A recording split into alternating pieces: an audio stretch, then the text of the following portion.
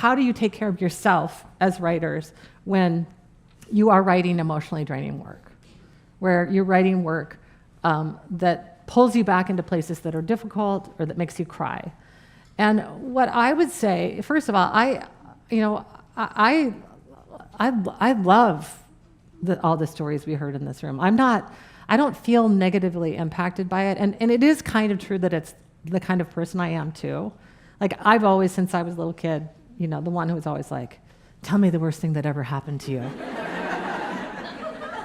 Let's talk about that for like the next 3 hours. How did it feel when you were stabbed in the eye?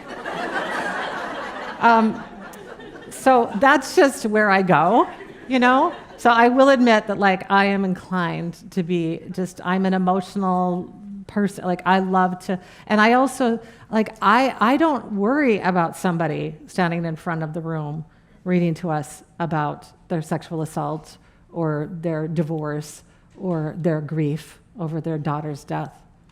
I don't. Because I think, look at you. Look at you standing there in your power and your truth and your glory. I know, I believe everything I said to you, I really believe. I actually believe writing is a healing force. And when you write those words and speak them out loud, you are standing in strength, not weakness.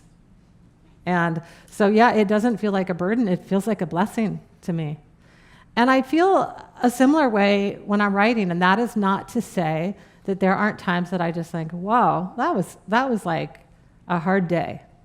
A lot of the writing that I do, when I'm writing a very difficult stuff, I cry and cry and cry and cry and cry, and of course I'm meant to, because the way that you get to that place where you're being very visceral and real with your writing and inhabiting that character, even if that character is yourself in that moment in time, you have to be inside of them, whether it's a fictional character or yourself. You have to go back to that moment.